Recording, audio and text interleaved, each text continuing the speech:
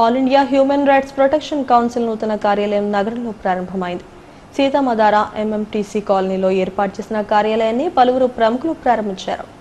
మానవ హక్కుల పరిరక్షణతో పాటు ప్రతి ఒక్కరికి న్యాయం అందించేందుకు కౌన్సిల్ కృషి చేయాలని ప్రముఖ వ్యాపారవేత్త నెట్టిమి ఉదయభాస్కర్ అన్నారు. పేదలకు న్యాయ సహాయం అందించడంలో కృషి చేయాలని చెప్పారు. మానవ హక్కుల ఉల్లంఘనకు పాల్పడితే కఠిన చర్యలు ఉంటాయని అన్నారు. అతిథులను కౌన్సిల్ ప్రతినిధులు ఘనంగా సన్మానించారు.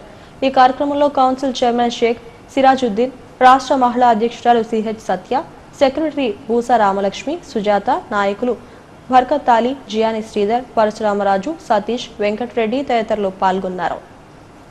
నా పేరు ఉదయభాస్కర్ అండి. ఈరోజు గొప్ప ఆనందంగా ఈరోజు జరుపుకుంటుంది. ఇది ఒక కొత్త పండగ అనేసి చెప్పాలి. ఎందుకంటే పండగ వాతావరణాన్ని తీసుకురావడానికి మా అక్క చెల్లెళ్ళు అందరూ ఉన్నారు కాబట్టి నాకు పండుగ ప్రత్యేకంగా. ఎందుకంటే ఆల్ ఇండియా హ్యూమన్ రైట్స్ అన్నది ఏ విధంగా ఈ సమాజంలో పనిచేస్తుంది, ఎవరికి ఎటువంటి వారికి ఇది అండగా ఉంటుందో అన్నది ప్రతి ఒక్కరూ తెలుసుకోవాలి.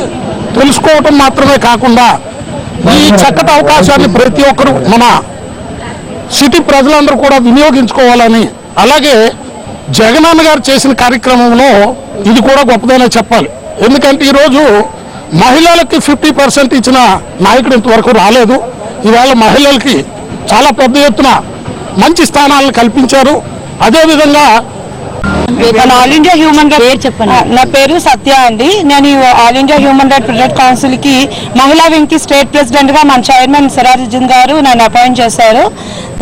దీంట్లో వచ్చి నేను 3 months అయిందండి. 3 months లో కూడా నేను మా స్టేట్ సెక్రటరీ బూసా రామలక్ష్మి గారు మరియు ఇతర సభ్యులందరం కూడా ఒక 25 కేసెస్ పైన మేము ఫ్యామిలీ మ్యాటర్స్ అన్ని కూడా మరిపాల ఉన్న మా ఆఫీస్లోనే సెటిల్ చేశామండి.